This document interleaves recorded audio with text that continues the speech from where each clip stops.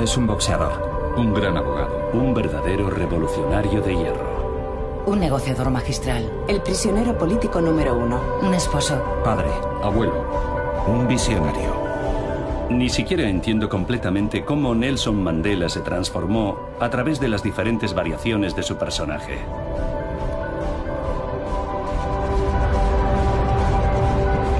Nelson Mandela redibujado. Segunda parte.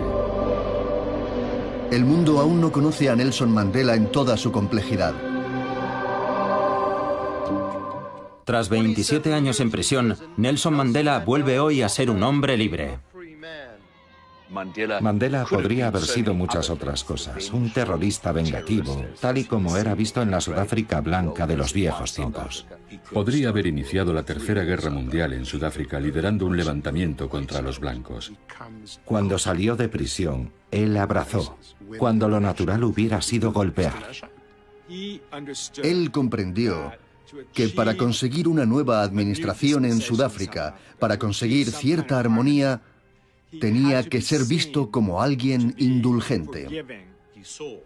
Él veía un objetivo, que era derrocar el apartheid y establecer la democracia en su país. Y sabía exactamente cuál era la forma más eficaz de hacerlo.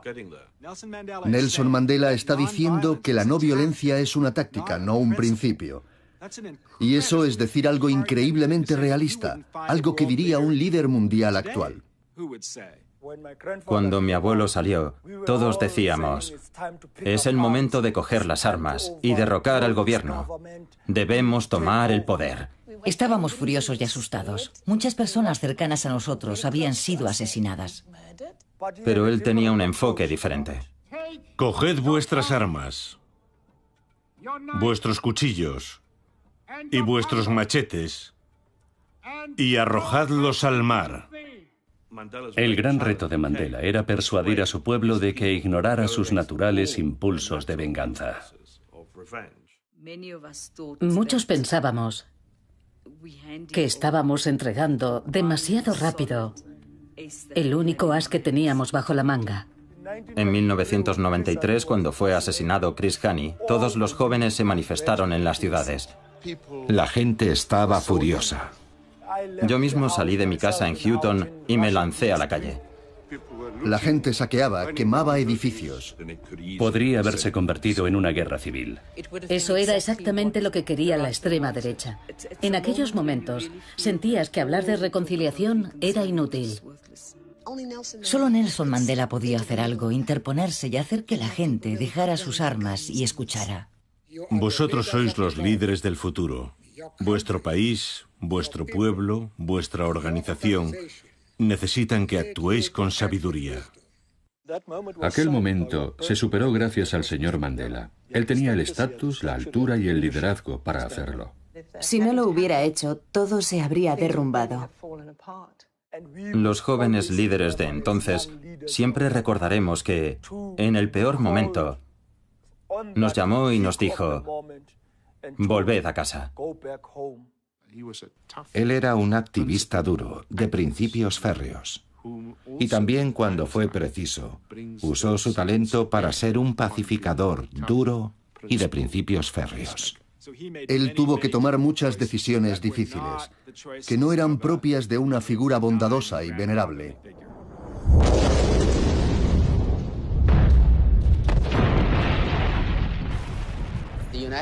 Estados Unidos, con el apoyo de Reino Unido, amenazaba con atacar Irak unilateralmente. Si hay un país que ha cometido atrocidades horribles en el mundo, es Estados Unidos. Me dijo, voy a llamar a Bush. Dijo, su padre me gustaba mucho. Pero este es un poco cowboy. Él lo llamaba el viejo Bush. Dile al viejo Bush que regaña a su hijo por ser demasiado militar para atacar Irak. Si había una persona en el mundo que podía convencer a Saddam Hussein para que renunciara, ese era Nelson Mandela. Así que lo llamé. Y él me dijo que iría si yo conseguía convencer a Kofi Annan de que le acompañara. Organizamos una reunión y volamos directamente a Johannesburgo.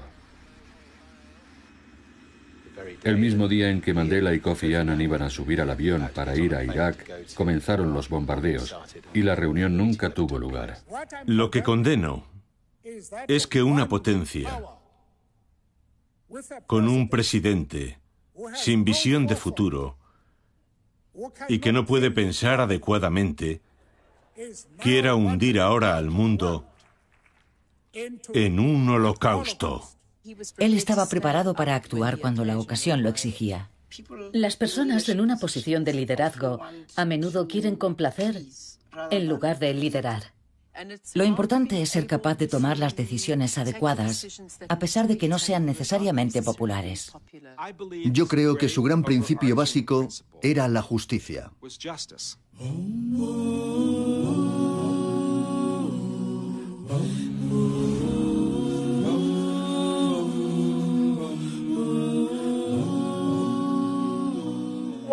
Hay que comprender los orígenes políticos de los que procede Mandela.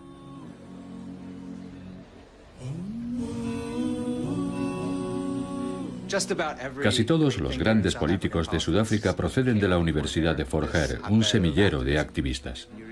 Allí aprendías políticas completamente nuevas para ti. El significado de la democracia, de la libertad de expresión. Si observas a Mandela y su trayectoria, Fort Hare era un ejemplo de que se podía desafiar al sistema. Allí encontró un espacio en el que dar sus primeros pasos como activista político. En 1940, formaba parte de un grupo de 6 personas elegidas para el SRC. Hubo un boicot a las elecciones. Querían protestar porque el SRC era básicamente un salvoconducto para la administración. Mandela fue elegido por una reducida minoría de estudiantes. No tenía legitimidad. Mandela se mantuvo firme y dijo que la mayoría de los estudiantes no había votado, que no había quórum y que no iba a servir al SRC. El director le dio un ultimátum. O aceptas el cargo o estás expulsado. Estar en Fort Hare era muy importante. Mandela había trabajado muy duro para ir allí, pero no cedió y fue expulsado.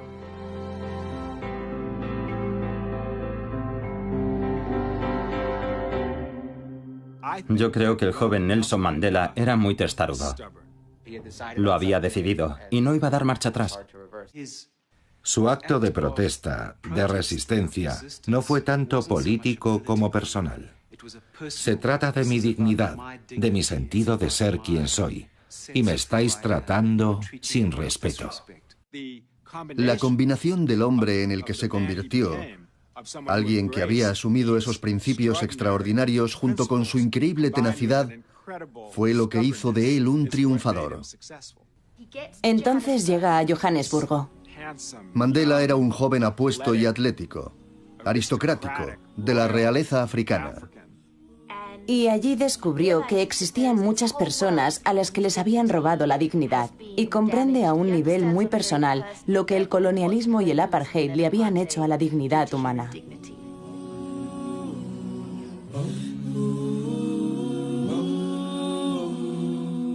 Yo diría que hay una línea que conecta al joven que llegó a Johannesburgo, cuya dignidad había sido atacada, con el hombre maduro de las negociaciones en la Convención por una Sudáfrica democrática. No podemos confiar plenamente en una organización que sigue apoyando la lucha armada. Él sintió que de Klerk estaba ofendiendo a su dignidad. Si un hombre puede venir a una conferencia de esta naturaleza y hacer el tipo de política que contiene este documento, a muy pocas personas les gustará tratar con ese hombre. Cuando dejaba el guión y se quitaba las gafas, sabías que estaba a punto de disparar su bazuca. Él ha abusado de su posición porque esperaba que yo no le contestaría. Estaba equivocado, voy a contestarle ahora. Para Mandela no podía haber justicia sin respeto, y él era coherente con ese principio, poniéndolo en práctica. Esa era su inspiración, la igualdad en la dignidad de todos los ciudadanos. No me sorprende que Sudáfrica fuera el 5º país del mundo en legalizar el matrimonio gay, que nuestra Constitución reconozca los derechos de los gays como lo hace. No me sorprende en absoluto, porque todo se reduce a seres humanos y a la igualdad.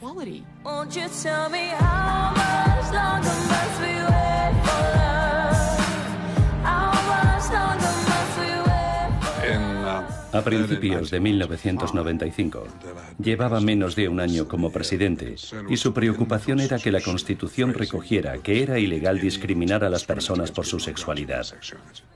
Tuvimos una reunión con Nelson Mandela. Sería McKellen, un gran amigo de la Coalición por la Igualdad de Gays y Lesbianas, estaba entonces en Sudáfrica. Por eso fui a Funsile con Pumi para apoyar su causa. Nelson Mandela comprendió que era importante que lucháramos contra los prejuicios que soportábamos. Él vio la conexión inmediatamente. Los que habían luchado contra el apartheid condenarían la discriminación de los gays. No puedes permitir que nadie se sienta como un ciudadano de segunda clase. En eso consiste la Constitución, en proteger a todos los seres humanos como individuos, como personas. Nelson Mandela tenía fuertes convicciones acerca de la posibilidad de un país en el que todos los ciudadanos fueran iguales. Se sentía tan profundamente ofendido cuando no era tratado con justicia e imparcialidad que sacrificó toda su vida para que su pueblo fuera tratado con justicia e imparcialidad. Mandela decía, para que exista la ley debe ser igual para todos.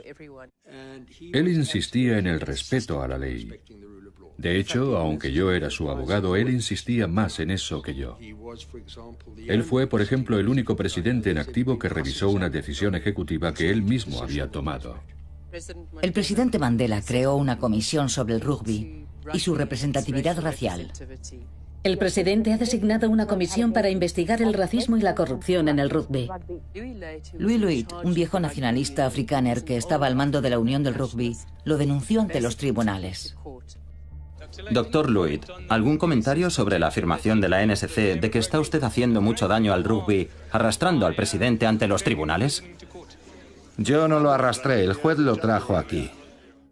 Fue el primer presidente en activo que declaró ante un juez por una demanda civil. Hay que recordar que el rugby sudafricano tenía una gran deuda con él. He decidido obedecer la orden del juez, independientemente de cuáles sean mis sentimientos. Su abogado le dijo, en realidad no tienes que ir. Solo di que eres el presidente, no tienes que ir. Durante toda mi vida, especialmente como político, hay ciertas cosas que hacen que me hierva la sangre. Pero si eres el constructor de una nación, si quieres contribuir a la reconciliación, algo que es crucial en este país, tienes que pensar no con el corazón, sino con el cerebro. Y eso es lo que estoy haciendo ahora. A él le gusta liderar desde la sombra, usando su propio ejemplo como algo en lo que apoyarse. El tribunal dictaminó que el expresidente Mandela no era culpable. Además, el juez consideró que obligar a Mandela a testificar en un caso civil fue algo erróneo e insólito. Mi abuelo contaba que cuando era niño siempre respetó el bunga, nuestro propio consejo tradicional, en el que los hombres y las mujeres de nuestras comunidades se sientan a discutir sus problemas. Y esa fue la inspiración para su estilo de liderazgo. Todo lo que aprendió educado en la realeza Kral influyó en su forma de ver las cosas. Él siempre consultaba y se comprometía con la comunidad. Defendía firmemente la toma de decisiones colectiva. Pero eso nunca le eximió de la responsabilidad de tomar decisiones. La nacionalización forma parte de la historia de este país. La Carta de la Libertad dice que las empresas y minas deben ser nacionalizadas en Sudáfrica. Era algo que muchos en el partido lo consideraban prácticamente un hecho. Pero cambió de opinión. A pesar de que sabía que muchos en el partido no estaban de acuerdo con él. Y eso no es algo menor. Fue un momento crucial para comprenderle y un momento en el que fue muy criticado. Si miran nuestro programa, no hay absolutamente ni una sola frase sobre nacionalizaciones. Había vuelto de Davos, en Suiza, del Foro Económico Mundial y dijo, todo el mundo quería una foto conmigo, pero me decían, nunca iremos a tu país a menos que te deshagas de tu política de nacionalizaciones. Y fue a la ANC y les dijo, mirad, lo he consultado ampliamente en todo el mundo. Tenemos que suavizar nuestra política de nacionalizaciones. Queremos inversiones. Y mientras mantengamos las nacionalizaciones, no las vamos a conseguir. Sé que no fue fácil para él convencer después al resto de la ANC. Yo escribí entonces un artículo duro, muy emocional, contra la decisión de abandonar las nacionalizaciones. Pero ese era entonces el sentimiento entre los miembros de la ANC y sus militantes. Estaba tan seguro de la justicia de sus decisiones que cuando las circunstancias cambiaban, él no tenía ningún reparo en decir, bueno, he cambiado de opinión. Y ese era realmente su valor. Tanto si le gustaba como si no, era una decisión que había que tomar. El mundo cambia. Y los mejores actores en el mundo son aquellos que aprenden y aquellos que están abiertos a nuevas formas de hacer las cosas.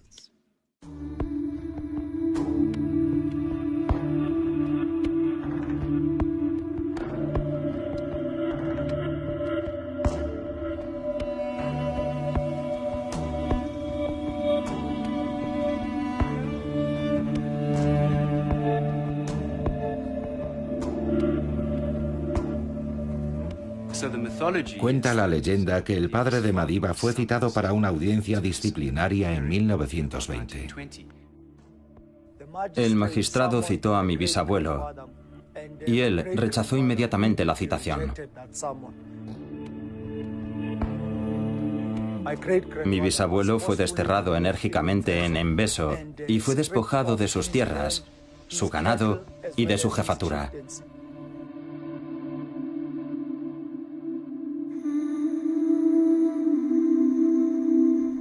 Desde entonces la familia vivió en Kuno.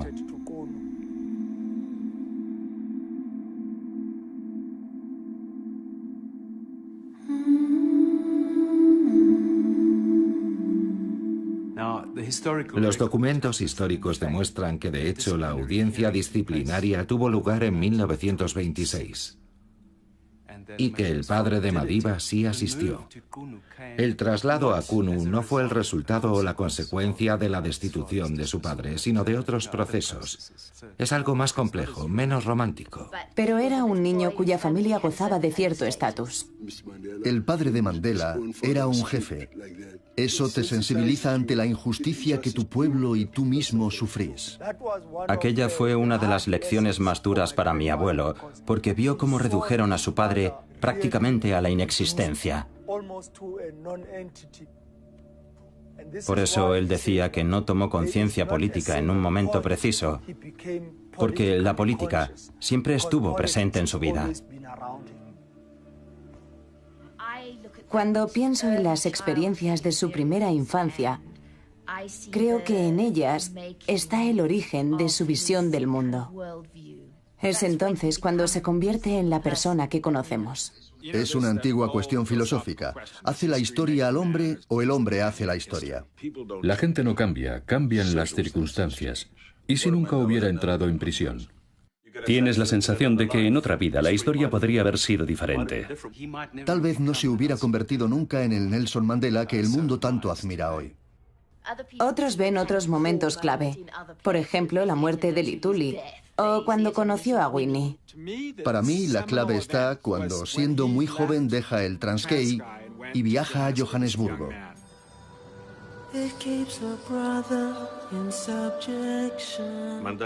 Mandela llegó a Johannesburgo a mediados de los 40, cuando solo era un joven campesino sin formación.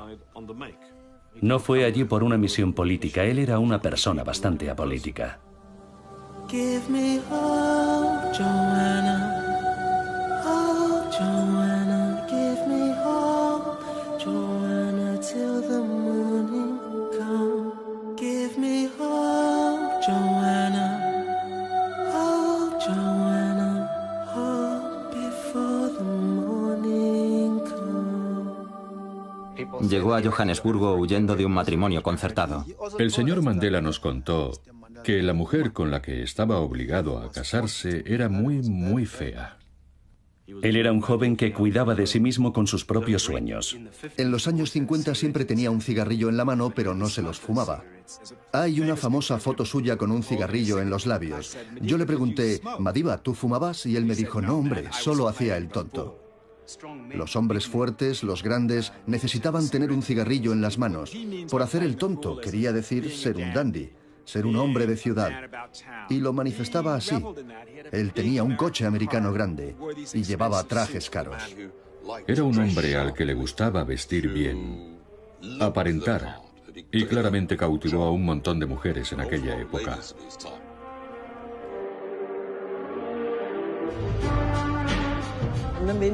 Su sastre me contó que cuando elegía la tela le hablaba de los colores y que pensaba en esos detalles de una forma muy calculada. Sisulu dijo, nosotros queríamos que la ANC se convirtiera en un movimiento de masas. Y un día un líder de masas entró en mi despacho y dijo, miradlo. Era fantástico. Y cuando llegó ese joven, una persona de la categoría de Nelson, para mí fue un regalo del cielo. Creo que el momento crucial fue su encuentro con Walter Sisulu. A pesar de que apenas había un ápice de conciencia política en Mandela, Sisulu y otros se pusieron a llenar ese recipiente carismático con las ideas e impulsos políticamente adecuados. Walter Sisulu sabía lo que podía conseguir la máquina de la ANC. Si querías que funcionara, tenías que sacrificarte. Como activista sabes que hay ciertas cosas que puedes esperar. Sabes que pueden detenerte, sabes que puede que te torturen, sabes que puedes morir. Y sabes que puedes ir a la cárcel durante mucho tiempo. Y quizá tengas que sacrificar a tu familia. Mandela, al igual que muchos otros líderes revolucionarios, tuvo que elegir. ¿Elijo la satisfacción, la felicidad en la esfera personal, o lo subordino todo a la causa política? Cuando estaba en la clandestinidad y volvía para ver a su hijo, para leerle un cuento o para pasar un rato con él, cuando se preparaba para marcharse, su hijo le decía, papá, ¿por qué te vas? ¿Por qué no te quedas con nosotros? Y Mandela contaba que le decía, porque hay millones de niños que me necesitan.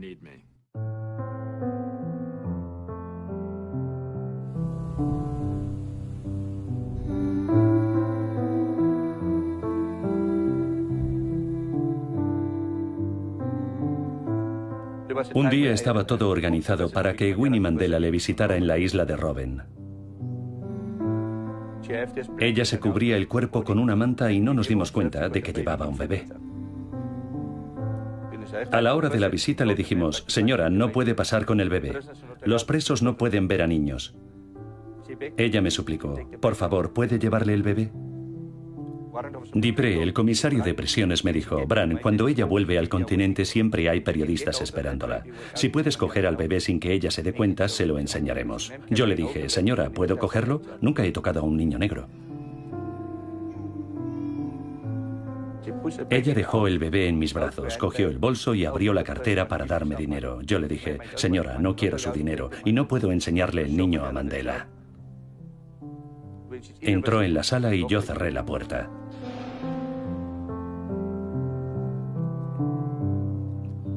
Después me acerqué a la puerta intermedia y Mandela me vio. Se levantó, se acercó corriendo y cogió al bebé de mis brazos. Fue muy emocionante. Se le caían las lágrimas. Besó al bebé 2 veces y lo abrazó.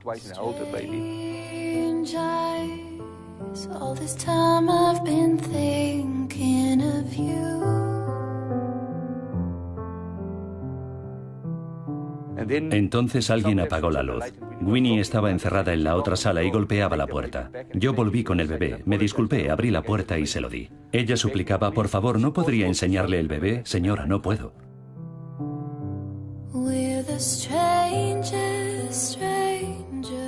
Mandela guardó el secreto muchos años. No existía el contacto con la familia, no había nada, solo un cristal de separación y una voz filtrada.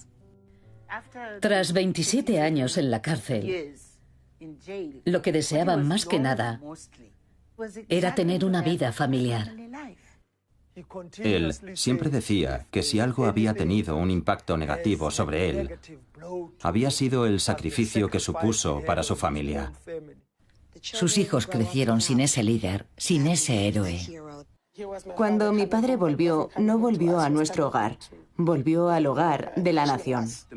Cuando salió de la cárcel, volvió a sacrificar su vida familiar, igual que había hecho en 1963. Él eligió deliberadamente ser el padre de la nación, antes que ser el padre de su propia familia biológica. Esa persona pertenece al mundo, aunque la familia desee que les pertenezca a ellos. Él haría cualquier cosa por la política. La familia es lo segundo, pero la política es lo primero. Evelyn fue crucial en su vida si piensas en el hombre en el que se convirtió. Su matrimonio duró 12 años y tuvieron 4 hijos. Fue el sueldo de ella el que pagó sus estudios de derecho. Por eso quiero castigarlo. Yo no quiero el divorcio. Ella cree firmemente y creyó durante toda su vida que él había descuidado sus obligaciones como hombre de la familia. Era el marido ausente. Le dolía mucho que sus 2 matrimonios hubieran fracasado. Siempre recordaré la rueda de prensa en la que anunció al mundo que iba a divorciarse de Winnie Mandela. Me casé en 1958, en junio. Él quería una especie de final de cuento de hadas para una pareja que había sufrido tanto. Hemos decidido, de mutuo acuerdo, que lo más conveniente para los dos es la separación. Celebraron su boda en la ciudad natal de Winnie, en Bizana, en Pondolán. La tradición dice que tienes que llevar la tarta, la mejor parte de la tarta, a la familia del novio. Pero ellos se dieron cuenta de que no les daba tiempo a ir a Tembulán para presentar a Winnie a su nueva familia. Así que volvieron a casa con la tarta. Decidieron que la llevarían en otra ocasión.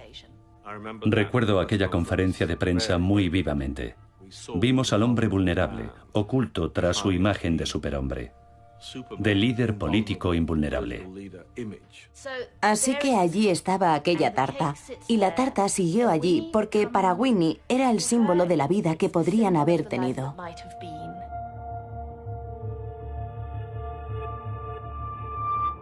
Nunca fuimos un matrimonio de verdad, al menos lo que se conoce como un matrimonio. Nunca vivimos juntos. No pudimos disfrutar de una vida familiar normal. Por ejemplo, Cincy recuerda que se subía a una silla a hurtadillas para bajar la tarta y olerla.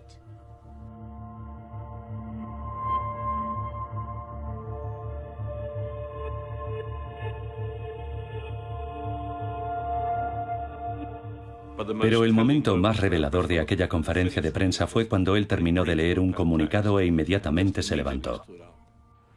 Señoras y señores, confío en que comprendan el dolor que he sufrido. La conferencia de prensa termina aquí. Caminó lentamente y salió. Podría haberse oído el sonido de un alfiler al caer. Teníamos la sensación de que estábamos siendo testigos de un momento de profundo dolor. En 1988, cuando la casa de Winnie se quemó, la tarta estaba en la casa de Soweto. Las figuritas de los novios se fundieron y la tarta desapareció. Podías ver el sacrificio enorme que había hecho ese hombre.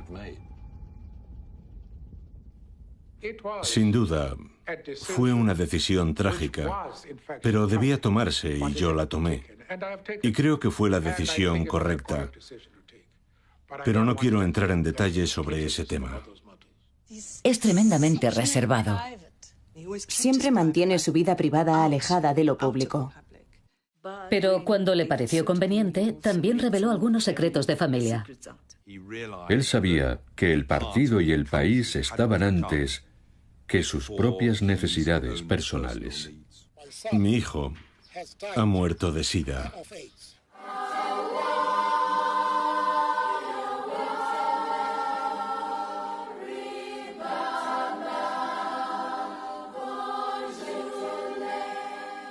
Dijo que el SIDA era un tema muy difícil en nuestro país. Voy a contarle a la gente que Mahato murió a causa del virus del VIH. Fue la decisión de un político. Adopté esta posición antes de saber que un miembro de mi familia padecía el SIDA. Pero su familia, sus esposas, sus hijos, sufrieron la marginación y tuvieron serias dificultades. Él pensó que era bueno para la población en general que contara lo que le había pasado a él, a su propia familia. En una época en la que la gente no se atrevía a hablar de ello. Para él, contar que un miembro de la familia tenía el VIH fue un movimiento calculado. Tomó la decisión correcta y pagó un alto precio por ello. El precio fue muy alto y su familia lo pagó muchas veces. Incluso ahora hay un lío colosal con su testamento, por la incapacidad de las diferentes partes de la familia para llegar a un acuerdo. Y sin duda es, en parte, la consecuencia de su fatídica decisión de sacrificarse respecto a su familia. Para él todo el país era su familia, una gran familia. Un granjero disparó a una niña negra. Cuando llegué allí, vi a mi hija tirada en el suelo. Mandela pidió hablar con el encargado de la investigación y el policía estaba atónito porque la última persona a la que esperaba ver en la escena del crimen era al presidente. Y se puso en modo abogado. ¿Cuándo ocurrió el incidente?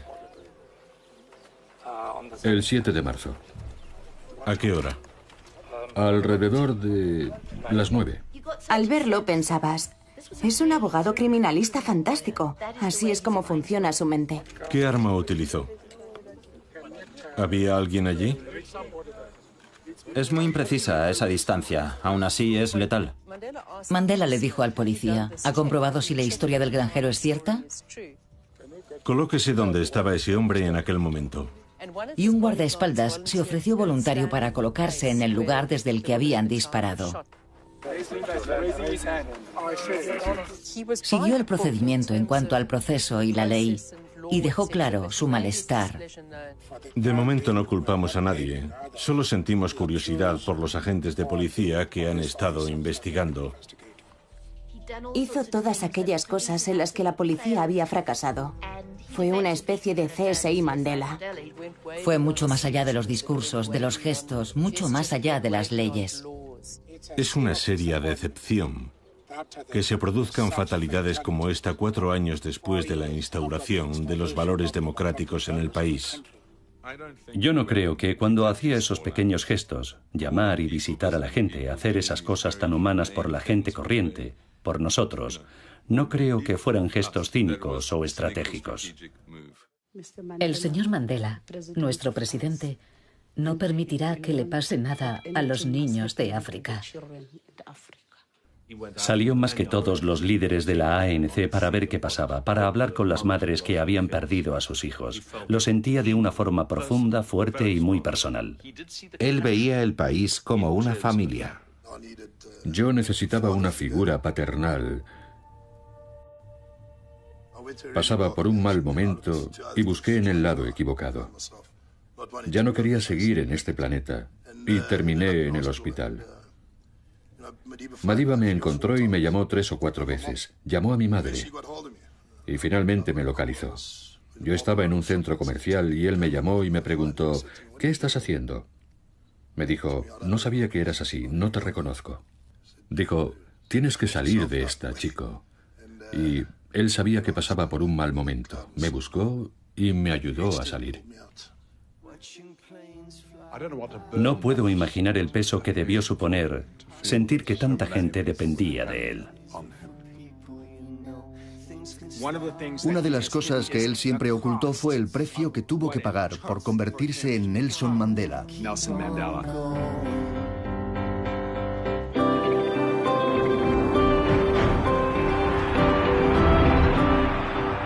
Pero la recompensa que obtuvo fue enorme. ¿Mereció la pena el sacrificio?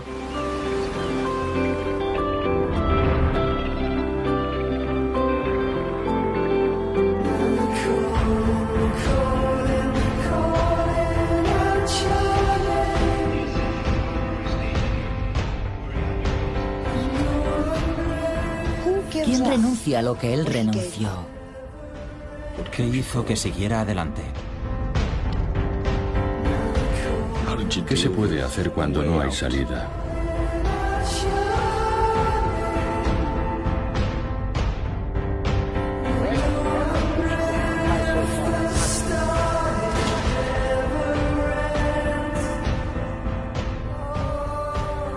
Creo que había en él un lado lleno de un profundo dolor y que a veces una vocecita le decía: no sé si volvería a hacer lo mismo otra vez.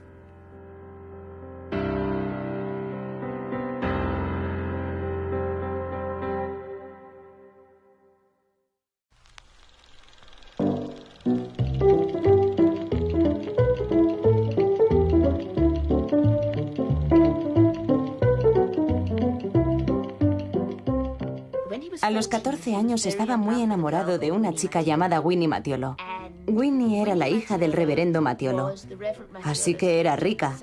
En la comunidad en la que vivía estaba más occidentalizada que la media y era muy elegante. Mi abuelo fue a casa del reverendo a comer. Quería causar una buena impresión.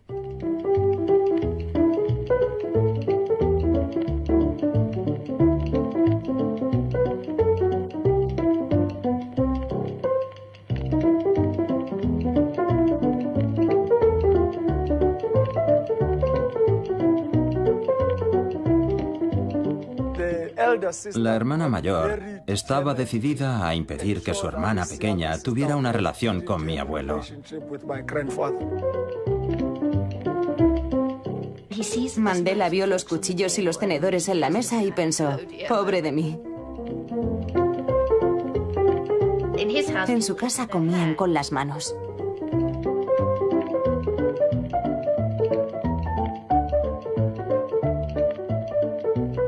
Pensó: bueno, improvisaré, fingiré. La hermana mayor era muy traviesa, porque intuía que él no sabía qué hacer, y le sirvió a propósito un ala de pollo en el plato.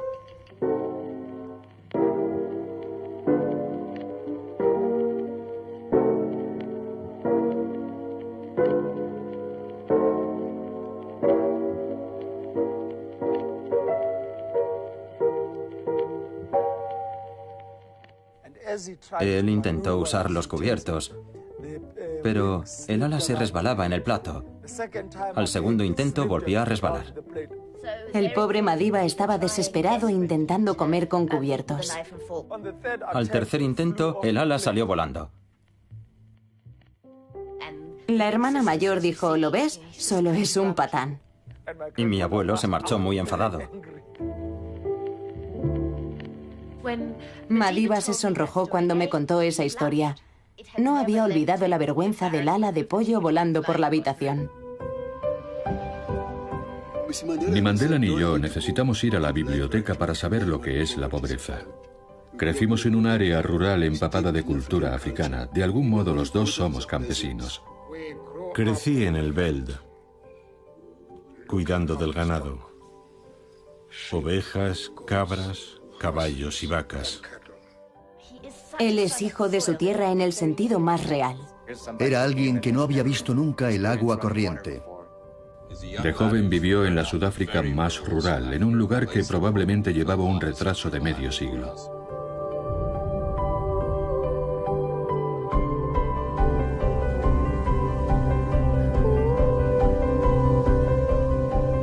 Hay cierta tosquedad en Mandela, y eso lo hace aún más valioso. Hay que mirar sus humildes comienzos, sus orígenes, y ver en lo que llegó a convertirse. Creo que era muy humano, un hombre corriente.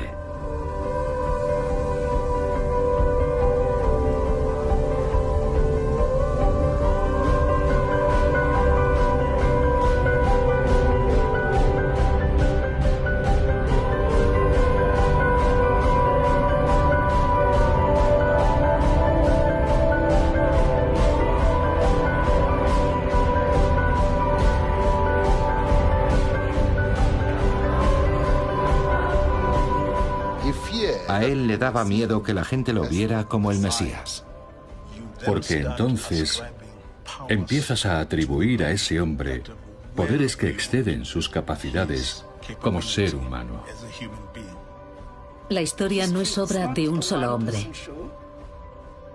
Existe el riesgo de simplificar en exceso y mitificarlo. Cuando lo llaman santo, él se ríe, porque sabe que no es un santo. Él es un ser humano como tú y como yo.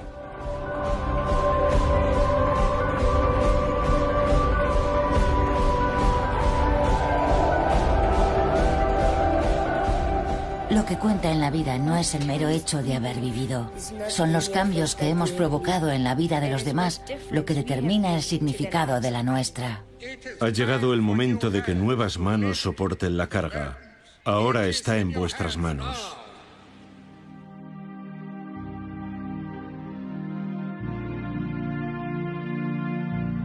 Ahora está en vuestras manos.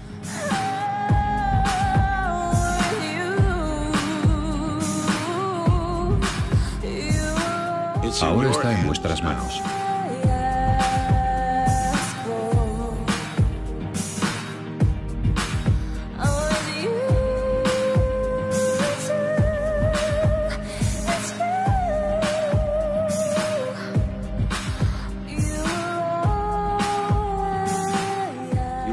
¿Recuerdas en 2008 cuando se presentó en Londres e hizo aquel discurso en el que dijo, ahora está en vuestras manos? Aquella fue la declaración formal de algo que yo le había oído decir informalmente muchas veces, expresando su irritación. ¿Queréis que ahora haga una declaración pública? ¿Queréis que ahora encuentre la solución a un problema? Resolvedlo vosotros. Inspiraos en mí, pero buscad nuevos relatos. Y yo creo que hasta que no lo dejemos marchar, no seremos capaces de hacerlo.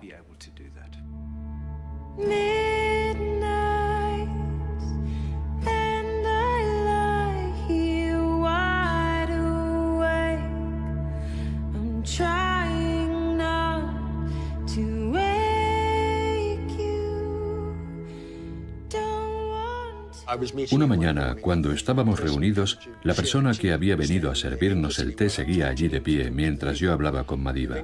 Entonces Madiba le dijo, tómese su té.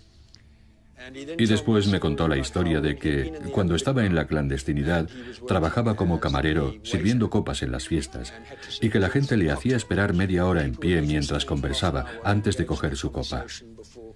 Y lo invisible que uno se siente cuando se es camarero. Él me regaló aquella historia, y por supuesto, fue una lección que nunca he olvidado.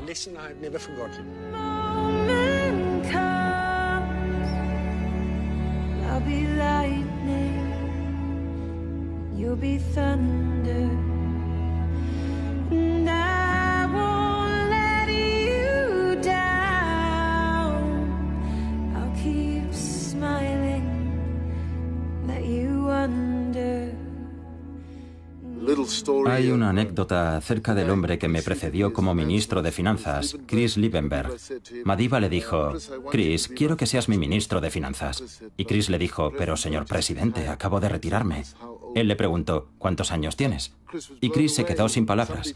Se lo preguntaba a alguien 20 años mayor que él. Al final, Chris se quedó sin excusas y le dijo, las grandes decisiones siempre las consulto con mi esposa. Y Madiba le dijo, ya he llamado a Eli y le parece bien. Él siempre iba un paso por delante.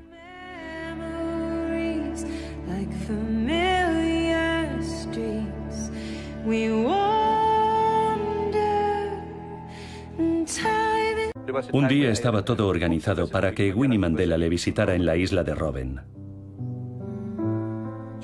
Ella se cubría el cuerpo con una manta y no nos dimos cuenta de que llevaba un bebé. A la hora de la visita le dijimos, señora, no puede pasar con el bebé. Los presos no pueden ver a niños. Ella me suplicó, por favor, ¿puede llevarle el bebé?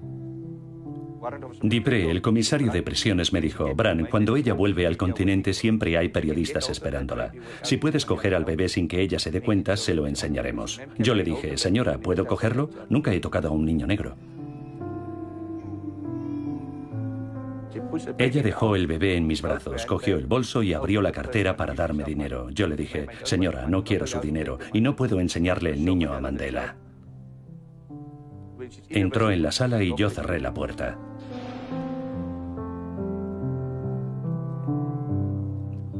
Después me acerqué a la puerta intermedia y Mandela me vio.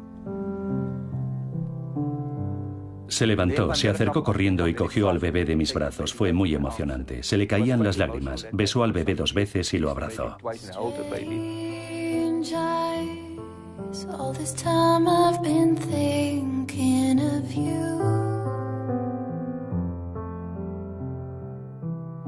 Entonces alguien apagó la luz. Winnie estaba encerrada en la otra sala y golpeaba la puerta. Yo volví con el bebé, me disculpé, abrí la puerta y se lo di. Ella suplicaba, por favor, ¿no podría enseñarle el bebé? Señora, no puedo.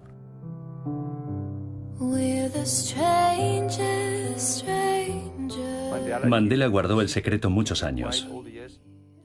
No existía contacto con la familia, no había nada, solo un cristal de separación y una voz filtrada.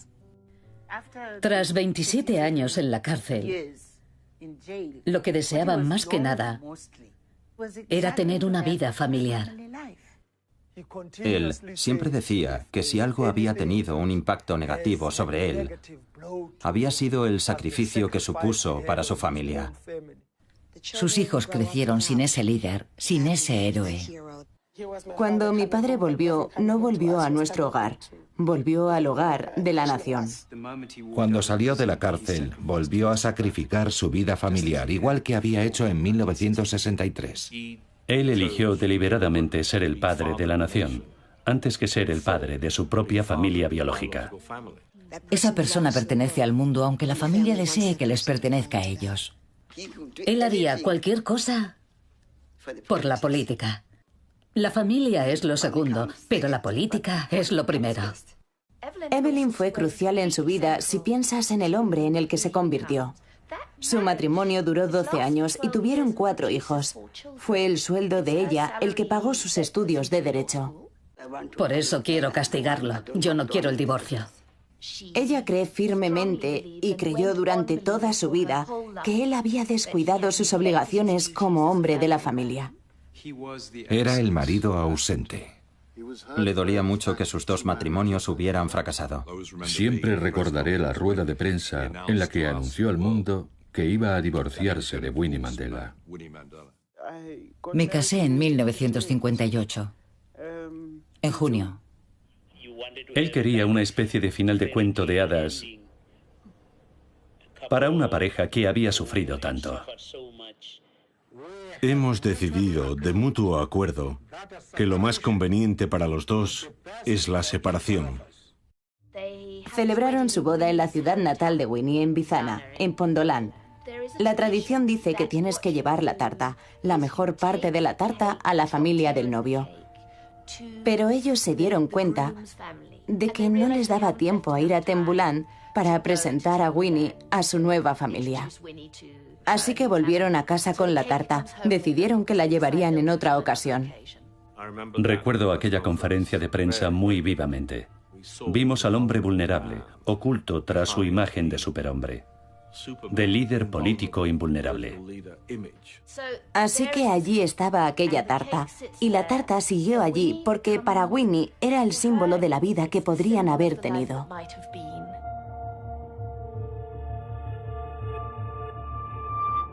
Nunca fuimos un matrimonio de verdad, al menos lo que se conoce como un matrimonio.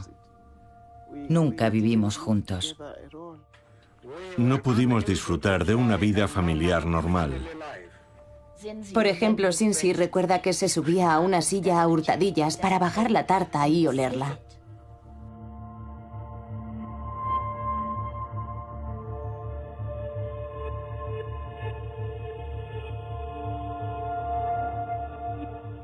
Pero el momento más revelador de aquella conferencia de prensa fue cuando él terminó de leer un comunicado e inmediatamente se levantó. Señoras y señores, confío en que comprendan el dolor que he sufrido. La conferencia de prensa termina aquí. Caminó lentamente y salió. Podría haberse oído el sonido de un alfiler al caer. Teníamos la sensación de que estábamos siendo testigos de un momento de profundo dolor. En 1988, cuando la casa de Winnie se quemó, la tarta estaba en la casa de Soweto. Las figuritas de los novios se fundieron y la tarta desapareció. Podías ver el sacrificio enorme que había hecho ese hombre. Sin duda, fue una decisión trágica, pero debía tomarse y yo la tomé. Y creo que fue la decisión correcta. Pero no quiero entrar en detalles sobre ese tema. Es tremendamente reservado. Siempre mantiene su vida privada alejada de lo público. Pero cuando le pareció conveniente, también reveló algunos secretos de familia. Él sabía que el partido y el país estaban antes que sus propias necesidades personales. Mi hijo ha muerto de SIDA.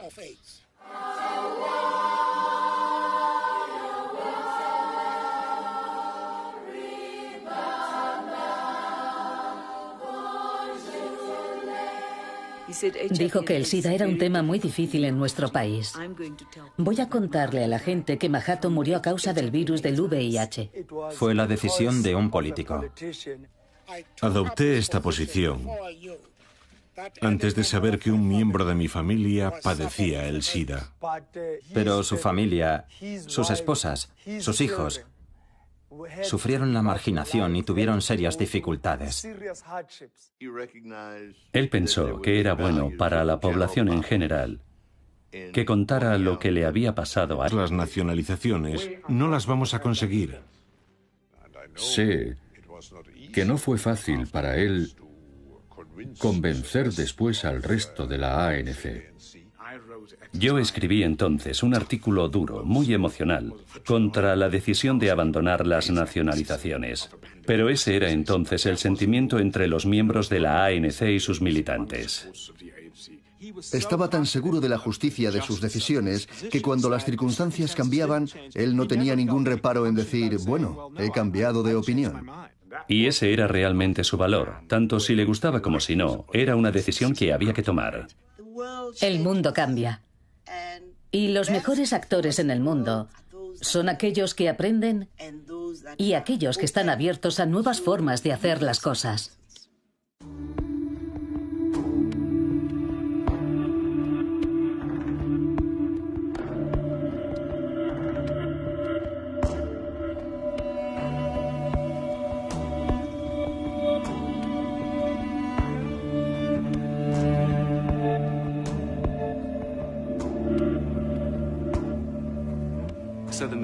Cuenta la leyenda que el padre de Madiba fue citado para una audiencia disciplinaria en 1920.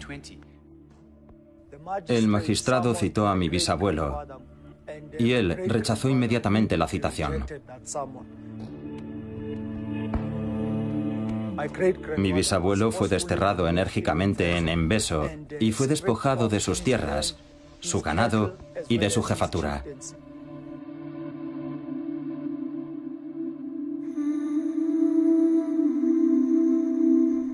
Desde entonces la familia vivió en Kuno.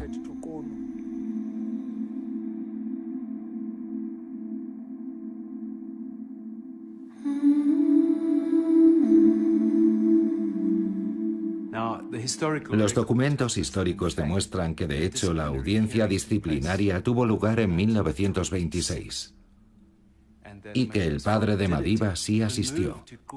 El traslado a Kunu no fue el resultado o la consecuencia de la destitución de su padre, sino de otros procesos. Es algo más complejo, menos romántico. Pero era un niño cuya familia gozaba de cierto estatus. El padre de Mandela era un jefe. Eso te sensibiliza ante la injusticia que tu pueblo y tú mismo sufrís. Aquella fue una de las lecciones más duras para mi abuelo, porque vio cómo redujeron a su padre prácticamente a la inexistencia. Por eso él decía que no tomó conciencia política en un momento preciso, porque la política siempre estuvo presente en su vida. Cuando pienso en las experiencias de su primera infancia, creo que en ellas está el origen de su visión del mundo. Es entonces cuando se convierte en la persona que conocemos. Es una antigua cuestión filosófica. ¿Hace la historia al hombre o el hombre hace la historia? La gente no cambia, cambian las circunstancias. ¿Y si nunca hubiera entrado en prisión? Tienes la sensación de que en otra vida la historia podría haber sido diferente. Tal vez no se hubiera convertido nunca en el Nelson Mandela que el mundo tanto admira hoy. Otros ven otros momentos clave. Por ejemplo, la muerte de Lituli o cuando conoció a Winnie. Para mí, la clave está cuando, siendo muy joven, deja el Transkei y viaja a Johannesburgo.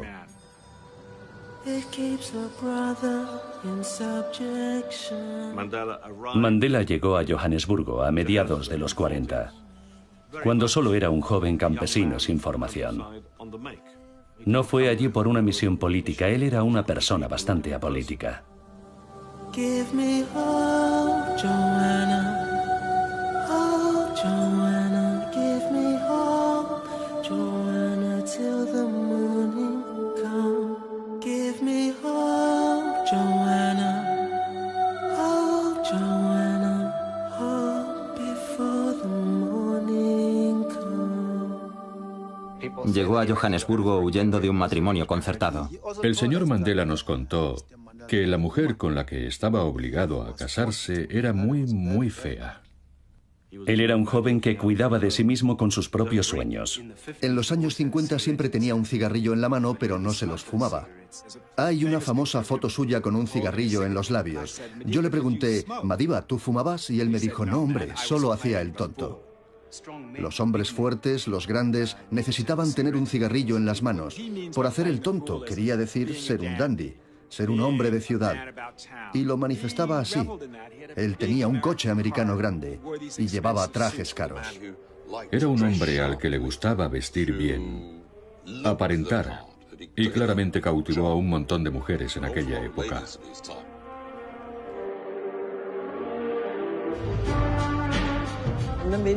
Su sastre me contó que cuando elegía la tela le hablaba de los colores y que pensaba en esos detalles de una forma muy calculada. Sisulu dijo, nosotros queríamos que la ANC se convirtiera en un movimiento de masas. Y un día un líder de masas entró en mi despacho y dijo, miradlo. Era fantástico. Y cuando llegó ese joven, una persona de la categoría de Nelson, para mí fue un regalo del cielo. Creo que el momento crucial fue su encuentro con Walter Sisulu. A pesar de que apenas había un ápice de conciencia política en Mandela, Sisulu y otros se pusieron a llenar ese recipiente carismático con las ideas e impulsos políticamente adecuados. Walter Sisulu sabía lo que podía conseguir la máquina de la ANC. Si querías que funcionara, tenías que sacrificarte. Como activista sabes que hay ciertas cosas que puedes esperar. Sabes que pueden detenerte, sabes que puede que te torturen, sabes que puedes morir y sabes que puedes ir a la cárcel durante mucho tiempo. Y quizá tengas que sacrificar a tu familia. Mandela, al igual que muchos otros líderes revolucionarios, tuvo que elegir. ¿Elijo la satisfacción, la felicidad en la esfera personal o lo subordino todo a la causa política? Cuando estaba en la clandestinidad y volvía para ver a su hijo, para leerle un cuento o para pasar un rato con él, cuando se preparaba para marcharse, su hijo le decía, papá, ¿por qué te vas? ¿Por qué no te quedas con nosotros? Y Mandela contaba que le decía, porque hay millones de niños que me necesitan.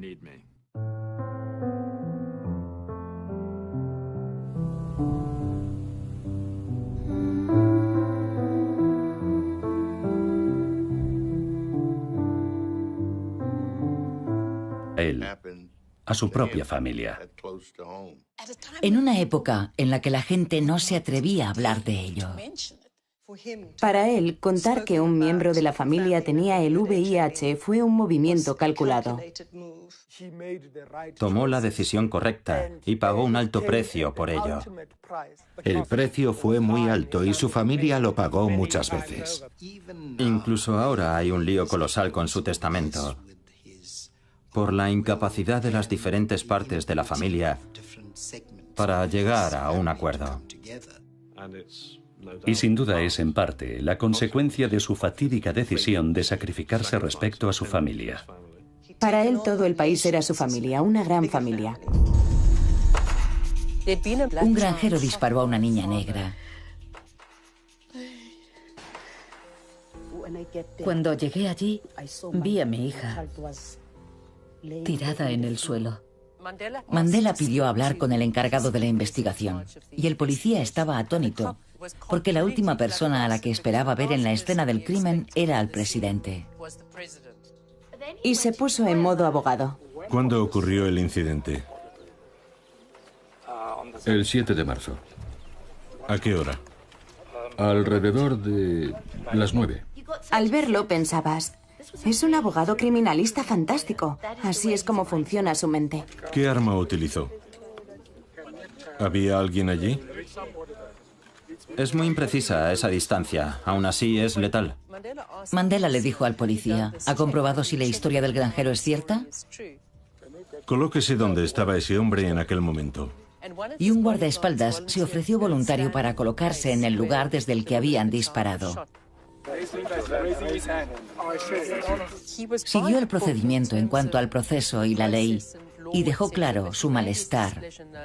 De momento no culpamos a nadie. Solo sentimos curiosidad por los agentes de policía que han estado investigando. Hizo todas aquellas cosas en las que la policía había fracasado. Fue una especie de CSI Mandela. Fue mucho más allá de los discursos, de los gestos, mucho más allá de las leyes. Es una seria decepción que se produzcan fatalidades como esta 4 años después de la instauración de los valores democráticos en el país. Yo no creo que cuando hacía esos pequeños gestos, llamar y visitar a la gente, hacer esas cosas tan humanas por la gente corriente, por nosotros, no creo que fueran gestos cínicos o estratégicos. El señor Mandela, nuestro presidente, no permitirá que le pase nada a los niños de África. Salió más que todos los líderes de la ANC para ver qué pasaba, para hablar con las madres que habían perdido a sus hijos. Lo sentía de una forma profunda, fuerte y muy personal. Él veía el país como una familia. Yo necesitaba una figura paternal. Pasaba por un mal momento y busqué en el lado equivocado. Ya no quería seguir en este planeta y terminé en el hospital. Madiba me encontró y me llamó 3 o 4 veces. Llamó a mi madre y finalmente me localizó. Yo estaba en un centro comercial y él me llamó y me preguntó, ¿qué estás haciendo? Me dijo, no sabía que eras así, no te reconozco. Dijo, tienes que salir de esta, chico. Y él sabía que pasaba por un mal momento. Me buscó y me ayudó a salir. No puedo imaginar el peso que debió suponer sentir que tanta gente dependía de él. Una de las cosas que él siempre ocultó fue el precio que tuvo que pagar por convertirse en Nelson Mandela.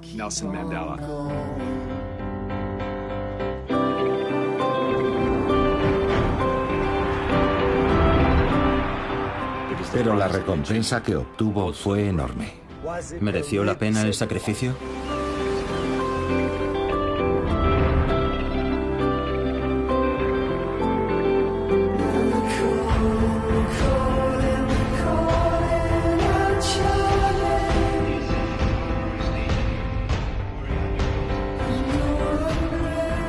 ¿Quién renuncia a lo que él renunció? ¿Qué hizo que siguiera adelante? ¿Qué se puede hacer cuando no hay salida?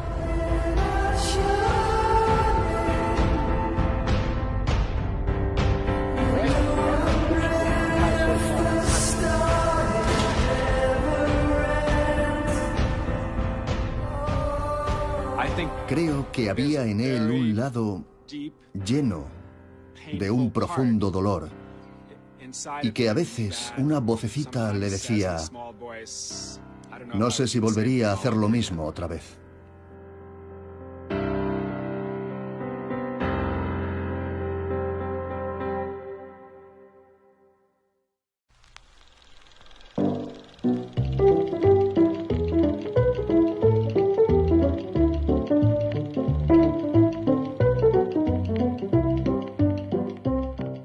A los 14 años estaba muy enamorado de una chica llamada Winnie Matiolo. Winnie era la hija del reverendo Matiolo, así que era rica. En la comunidad en la que vivía estaba más occidentalizada que la media y era muy elegante. Mi abuelo fue a casa del reverendo a comer. Quería causar una buena impresión.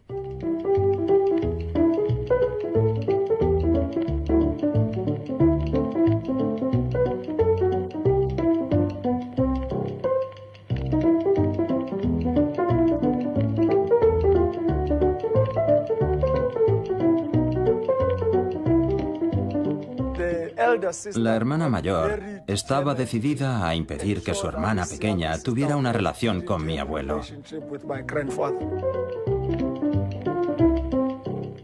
Mandela vio los cuchillos y los tenedores en la mesa y pensó, pobre de mí. En su casa comían con las manos.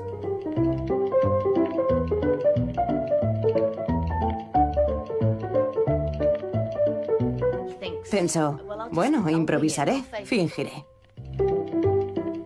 La hermana mayor era muy traviesa, porque intuía que él no sabía qué hacer, y le sirvió a propósito un ala de pollo en el plato.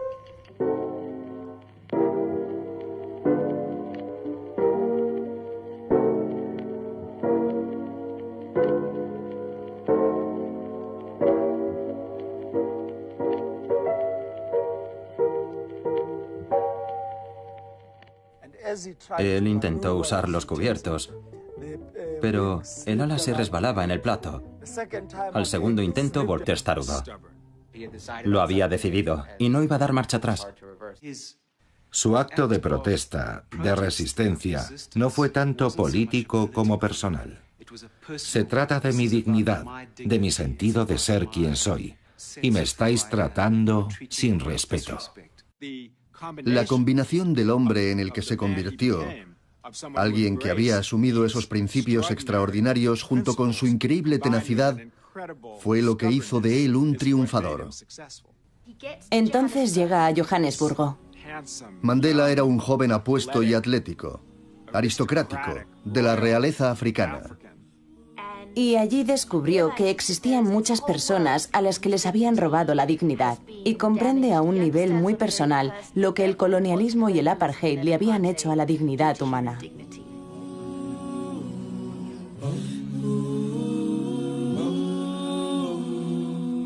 Yo diría que hay una línea que conecta al joven que llegó a Johannesburgo, cuya dignidad había sido atacada, con el hombre maduro de las negociaciones en la Convención por una Sudáfrica democrática. No podemos confiar plenamente en una organización que sigue apoyando la lucha armada. Él sintió que de Klerk estaba ofendiendo a su dignidad. Si un hombre puede venir a una conferencia de esta naturaleza y hacer el tipo de política que contiene este documento, a muy pocas personas les gustará tratar con ese hombre. Cuando dejaba el guión y se quitaba las gafas, sabías que estaba a punto de disparar su bazuca. Él ha abusado de su posición porque esperaba que yo no le contestaría. Estaba equivocado, voy a contestarle ahora. Para Mandela no podía haber justicia sin respeto, y él era coherente con ese principio, poniéndolo en práctica. Esa era su inspiración, la igualdad en la dignidad de todos los ciudadanos. No me sorprende que Sudáfrica fuera el quinto país del mundo en legalizar el matrimonio gay, que nuestra Constitución reconozca los derechos de los gays como lo hace. No me sorprende en absoluto, porque todo se reduce a seres humanos y a la igualdad.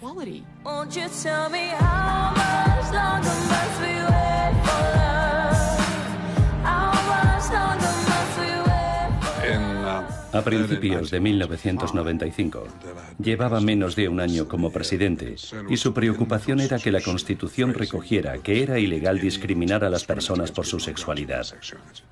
Tuvimos una reunión con Nelson Mandela. Seria McKellen, un gran amigo de la Coalición por la Igualdad de Gays y Lesbianas, estaba entonces en Sudáfrica. Por eso fui a Funsile con Pumi para apoyar su causa. Nelson Mandela comprendió que era importante que lucháramos contra los prejuicios que soportábamos. Él vio la conexión inmediatamente. Los que habían luchado contra el apartheid condenarían la discriminación de los gays. No puedes permitir que nadie se sienta como un ciudadano de segunda clase. En eso consiste la Constitución, en proteger a todos los seres humanos como individuos, como personas. Nelson Mandela tenía fuertes convicciones acerca de la posibilidad de un país en el que todos los ciudadanos fueran iguales. Se sentía tan profundamente ofendido cuando no era tratado con justicia e imparcialidad que sacrificó toda su vida para que su pueblo fuera tratado con justicia e imparcialidad. Mandela decía, para que exista la ley debe ser igual para todos. Él insistía en el respeto a la ley. De hecho, aunque yo era su abogado, él insistía más en eso que yo. Él fue, por ejemplo, el único presidente en activo que revisó una decisión ejecutiva que él mismo había tomado. El presidente Mandela creó una comisión sobre el rugby y su representatividad racial. El presidente ha designado una comisión para investigar el racismo y la corrupción en el rugby. Louis Luit, un viejo nacionalista africáner que estaba al mando de la Unión del Rugby, lo denunció ante los tribunales. Doctor Luit, ¿algún comentario sobre la afirmación de la NSC de que está usted haciendo mucho daño al rugby arrastrando al presidente ante los tribunales? Yo no lo arrastré, el juez lo trajo aquí. Fue el primer presidente en activo que declaró ante un juez por una demanda civil. Hay que recordar que el rugby sudafricano tenía una gran deuda con él. He decidido obedecer la orden del juez, independientemente de cuáles sean mis sentimientos. Su abogado le dijo, en realidad no tienes que ir. Solo di que eres el presidente, no tienes que ir. Durante toda mi vida, especialmente como político, hay ciertas cosas que hacen que me hierva la sangre. Pero si eres el constructor de una nación, si quieres contribuir a la reconciliación, algo que es crucial en este país, tienes que pensar no con el corazón, sino con el cerebro. Y eso es lo que estoy haciendo ahora. A él le gusta liderar desde la sombra, usando su propio ejemplo como algo en lo que apoyarse. El tribunal dictaminó que el expresidente Mandela no era culpable. Además, el juez consideró que obligar a Mandela a testificar en un caso civil fue algo erróneo e insólito. Mi abuelo contaba que cuando era niño siempre respetó el bunga, nuestro propio consejo tradicional, en el que los hombres y las mujeres de nuestras comunidades se sientan a discutir sus problemas. Y esa fue la inspiración para su estilo de liderazgo. Todo lo que aprendió educado en la realeza Kral influyó en su forma de ver las cosas. Él siempre consultaba y se comprometía con la comunidad. Defendía firmemente la toma de decisiones colectiva. Pero eso nunca le eximió de la responsabilidad de tomar decisiones. La nacionalización forma parte de la historia de este país. La Carta de la Libertad dice que las empresas y minas deben ser nacionalizadas en Sudáfrica. Era algo que muchos en el partido lo consideraban prácticamente un hecho. Pero cambió de opinión. A pesar de que sabía que muchos en el partido no estaban de acuerdo con él. Y eso no es algo menor. Fue un momento crucial para comprenderle y un momento en el que fue muy criticado. Si miran nuestro programa, no hay absolutamente ni una sola frase sobre nacionalizaciones. Había vuelto de Davos, en Suiza, del Foro Económico Mundial y dijo, todo el mundo quería una foto conmigo, pero me decían, nunca iremos a tu país a menos que te deshagas de tu política de nacionalizaciones. Y fue a la ANC y les dijo, mirad, lo he consultado ampliamente en todo el mundo. Tenemos que suavizar nuestra política de nacionalizaciones. Queremos inversiones. Y mientras mantengamos...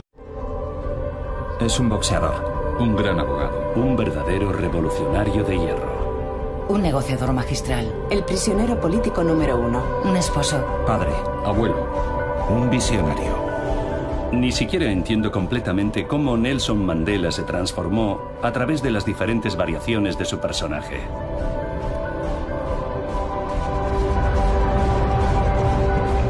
Nelson Mandela redibujado. Segunda parte. El mundo aún no conoce a Nelson Mandela en toda su complejidad. Tras 27 años en prisión, Nelson Mandela vuelve hoy a ser un hombre libre. Mandela podría haber sido muchas otras cosas, un terrorista vengativo, tal y como era visto en la Sudáfrica blanca de los viejos tiempos. Podría haber iniciado la Tercera Guerra Mundial en Sudáfrica liderando un levantamiento contra los blancos. Cuando salió de prisión, él abrazó, cuando lo natural hubiera sido golpear. Él comprendió que para conseguir una nueva administración en Sudáfrica, para conseguir cierta armonía, tenía que ser visto como alguien indulgente. Él veía un objetivo, que era derrocar el apartheid y establecer la democracia en su país. Y sabía exactamente cuál era la forma más eficaz de hacerlo. Nelson Mandela está diciendo que la no violencia es una táctica, no un principio. Y eso es decir algo increíblemente realista, algo que diría un líder mundial actual. Cuando mi abuelo salió, todos decíamos, es el momento de coger las armas y derrocar al gobierno. Debemos tomar el poder. Estábamos furiosos y asustados. Muchas personas cercanas a nosotros habían sido asesinadas. Pero él tenía un enfoque diferente. Coged vuestras armas, vuestros cuchillos y vuestros machetes y arrojadlos al mar. El gran reto de Mandela era persuadir a su pueblo de que ignorara sus naturales impulsos de venganza. Muchos pensábamos que estábamos entregando demasiado rápido el único as que teníamos bajo la manga. En 1993, cuando fue asesinado Chris Hani, todos los jóvenes se manifestaron en las ciudades. La gente estaba furiosa. Yo mismo salí de mi casa en Houghton y me lancé a la calle. La gente saqueaba, quemaba edificios. Podría haberse convertido en una guerra civil. Eso era exactamente lo que quería la extrema derecha. En aquellos momentos sentías que hablar de reconciliación era inútil. Solo Nelson Mandela podía hacer algo, interponerse y hacer que la gente dejara sus armas y escuchara. Vosotros sois los líderes del futuro. Vuestro país, vuestro pueblo, vuestra organización necesitan que actuéis con sabiduría. Aquel momento se superó gracias al señor Mandela. Él tenía el estatus, la altura y el liderazgo para hacerlo. Si no lo hubiera hecho, todo se habría derrumbado. Los jóvenes líderes de entonces siempre recordaremos que, en el peor momento, nos llamó y nos dijo, volved a casa. Él era un activista duro, de principios férreos. Y también cuando fue preciso, usó su talento para ser un pacificador duro y de principios férreos. Él tuvo que tomar muchas decisiones difíciles, que no eran propias de una figura bondadosa y venerable.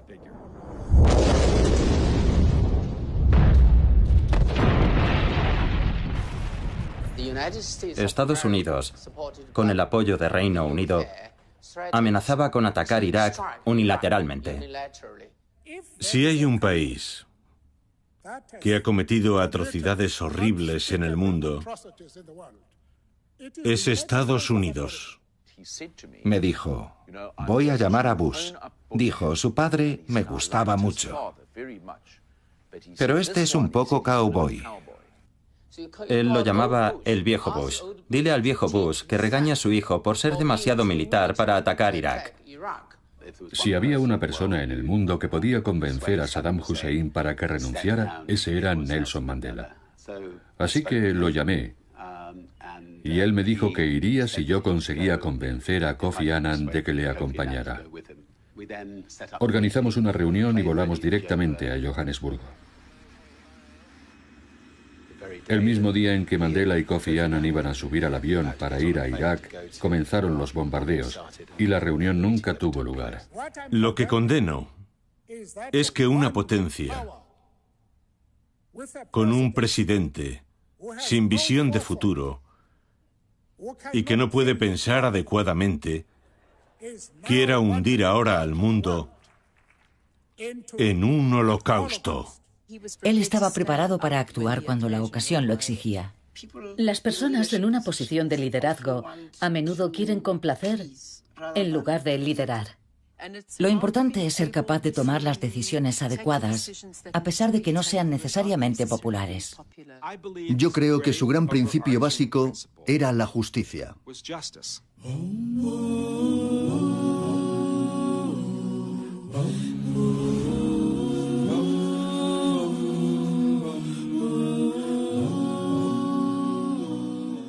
Hay que comprender los orígenes políticos de los que procede Mandela.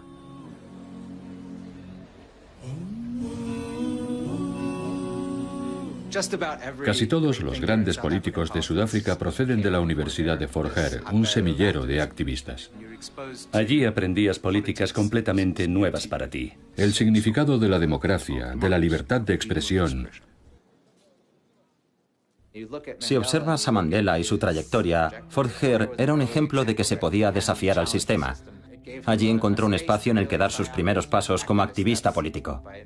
En 1940, formaba parte de un grupo de 6 personas elegidas para el SRC. Hubo un boicot a las elecciones. Querían protestar porque el SRC era básicamente un salvoconducto para la administración. Mandela fue elegido por una reducida minoría de estudiantes. No tenía legitimidad. Mandela se mantuvo firme y dijo que la mayoría de los estudiantes no había votado, que no había quórum y que no iba a servir al SRC. El director le dio un ultimátum. O aceptas el cargo o estás expulsado. Estar en Fort Hare era muy importante. Mandela había trabajado muy duro para ir allí, pero no cedió y fue expulsado.